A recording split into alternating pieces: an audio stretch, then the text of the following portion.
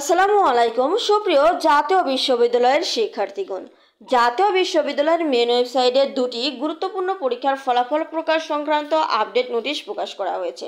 আজকের এই ভিডিওতে আমরা সেই দুটি গুরুত্বপূর্ণ পরীক্ষার ফলাফল প্রকাশ সংক্রান্ত আপডেট নোটিশটি নিয়ে বিস্তারিত আলোচনা করব। তাই অবশ্যই আপনারা যারা ভিডিওটি দেখছেন স্কিপ না করে সম্পূর্ণ ভিডিওটি দেখতে থাকুন। আর আপনারা যারা জাতীয় বিশ্ববিদ্যালয়ের ফলাফল, রুটিন এমনকি পরীক্ষার সাজেশন সংক্রান্ত সকল আপডেট পেতে চান তারা অবশ্যই আমাদের চ্যানেলটিকে সাবস্ক্রাইব করে রাখবেন এবং পাশে থাকা বেল আইকনটি অন করে রাখবেন নিত্যদিনের ভিডিওর নোটিফিকেশন পেতে।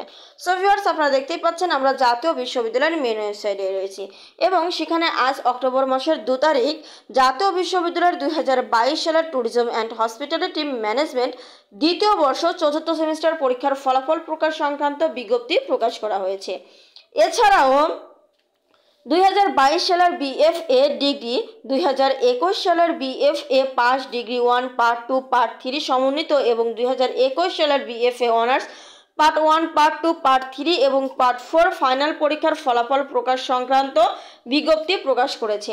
আমরা যদি নোটিশটি সম্পর্কে বিস্তারিত জেনে নেই বা সরাসরি নোটিশটি আমরা কিন্তু অলরেডি ডাউনলোড করে রেখেছি এবং সেখান থেকে কিন্তু আমরা দেখতেই পাচ্ছি যে আজকে 2 তারিখ 2/10/2024 এই ফলাফল সংক্রান্ত নোটিশটি কিন্তু প্রকাশ করা হয়েছে।